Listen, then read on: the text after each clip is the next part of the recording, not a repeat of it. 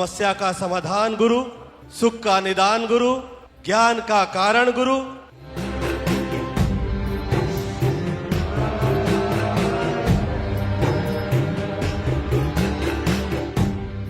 मैं यही भगवान से प्रार्थना करती हूँ कि आप सबको और हम सबको गुरु जी का आशीर्वाद हमेशा मिलता रहे। लेकिन हमें जब अपनी भूल का अनुभव होता है तब एहसास होता है कि गुरुजी वाकई बहुत महान है।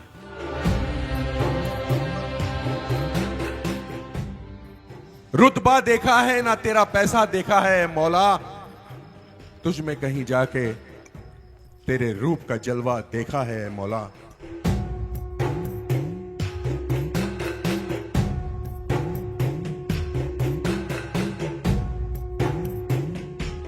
यहाँ बैठे गुरुजी आपके दुख ले रहे हैं और आपको सुख बांट रहे हैं।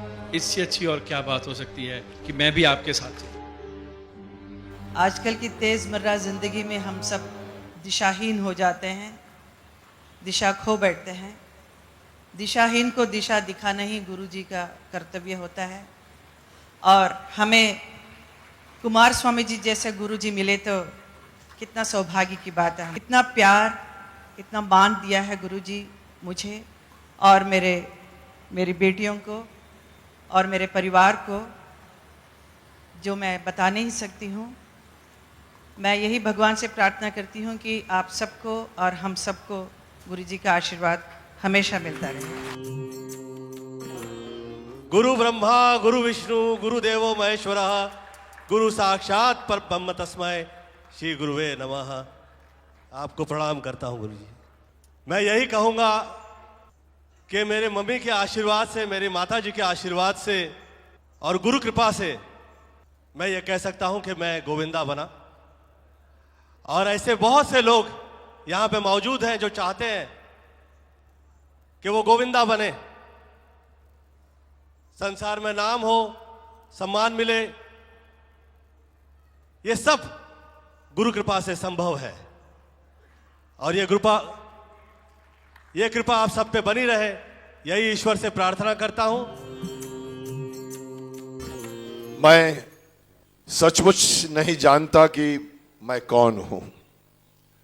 मुकेश खन्ना हूं, भीष्म पितामह हूं या शक्तिमान हूं।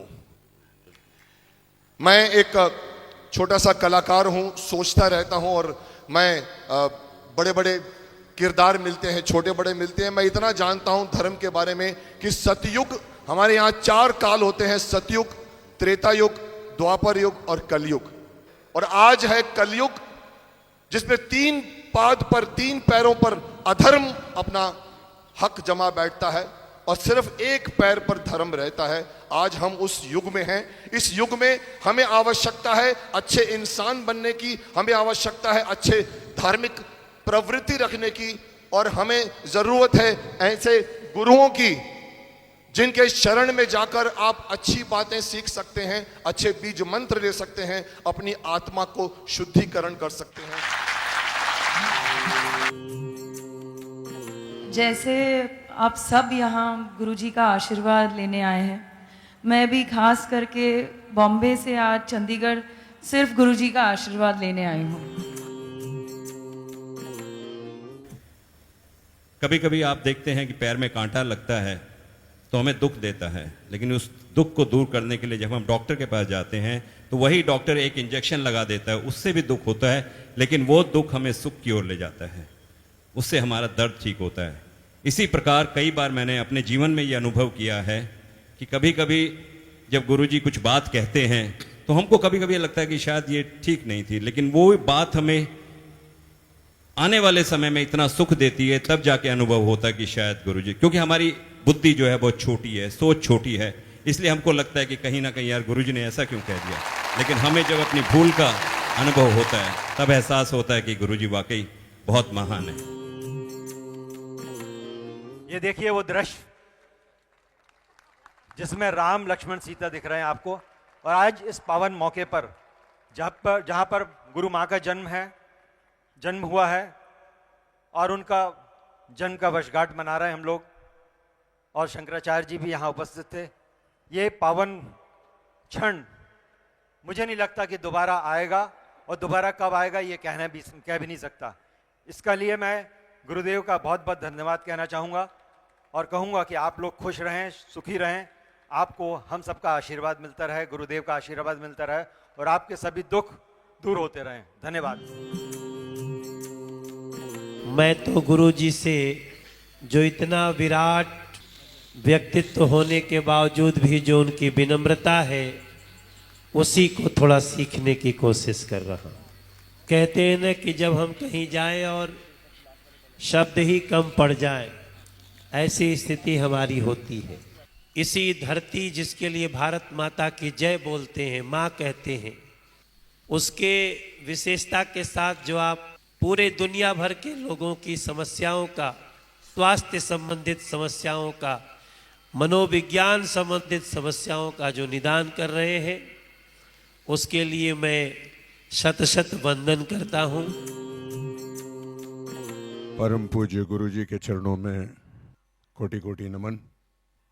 मेरे आने से पहले जो कुछ महानुभावों ने कहा वो कितना सत्य है कि एक महान स्वामी जी यहाँ आए और उन्होंने अपनी सारी बातों में एक बात जो मेरे दिल में एक जगह कर गई है, जो मैं हर वक्त कहता हूं, उन्होंने वो कहा कि तमाम गुरु, तमाम लोग आते हैं, अपना अपना प्रवचन करते हैं, लेकिन मुझे एक गुरु बता दीजिए जो कहता है कि हर धर्म एक समान है, उतनी ही इज्जत, उतनी ही मोहब्बत। शायद हम बड़े तकदीर वाले हैं कि हमारे परम पूज्य गुरु जी हम सबको आशीर्वाद के प्रसाद में बांटते हैं। रुतबा देखा है ना तेरा पैसा देखा है ऐ मौला, रुतबा देखा है ना तेरा पैसा देखा है ऐ मौला, तुझ में कहीं जाके तेरे रूप का जलवा देखा है ऐ मौला। और करोड़ों इंसानों की इस भीड़ में, करोड़ों इंसानों की इस भीड़ में एक चेहरा तेरे चेहरे जैसा देखा है मौला। आज मां से यही दुआ करूंगा कि आपके सारे कष्टों को वो दूर कर दे। 23 फरवरी 2005 मेरी पहली बार भेंट हुई ब्रह्मर्षि श्री कुमार स्वामी जी से, दिल्ली में जनकपुरी में। उस दिन समागम था और मुझे स्वामी जी के एक शिष्य ने मुझे वहां आमंत्रित किया था। मैं वहां गया। ये मेरे जीवन की एक विडंबना थी उस दिन तक। मैं आप सबके सामने ये कहना चाहूंगा कि मैं इससे पहले कभी भी किसी भी धार्मिक कार्यक्रम में नहीं गया था। हालांकि रामायण हो चुकी थी, मेरा नाम धर्म से जुड़ गया था, लेकिन उसके बाद भी मेरे जीवन में कभी अवसर नहीं आया था। मैं पहली बार किसी धार्मिक कार्यक्रम में गया था और उस दिन स्वामी जी के वचन सुनकर मुझे लगा कि जो इस प्रोफेशन में लोग हैं, मैं उसको प्रोफेशन मानता था तब तक, उनसे ये जो स्वामी जी हैं ये बहुत डिफरेंट हैं। बिल्कुल ये जो बात कह रहे हैं ये प्रवचन की नहीं कह रहे, ये बहुत प्रैक्टिकल बात कह रहे हैं कि भाई तुम जो माया मोह अहंकार ये सारी चीजें हैं, तुम सभी कहते हैं कि इनको छोड़ दो, लेकिन कोई भी व्यक्ति इनको छोड़ नहीं सकता। तो छोड़ नहीं सकता तो फिर क्या होगा? तो इसलिए हम उनको छोड़ नहीं पाते, तो लेकिन हम उन पर अपना अधिकार कर सकते हैं कि हम जब चाहे उन्हें यूज करें, क्योंकि उनके बिना हमारा जीवन संभव भी नहीं है। तो मैंने कहा ये स्वामी जी तो बड़ी प्रैक्टिकल बात कर रहे हैं। और उस दिन से जो मैं स्वामी जी के चरणों से जुड़ा, मैं 6 महीने तक ब्रह्मर्षि जी को स्वामी जी कहकर पुकारता रहा। और फिर अचानक एक दिन मेरे मुंह से गुरुदेव निकला। फिर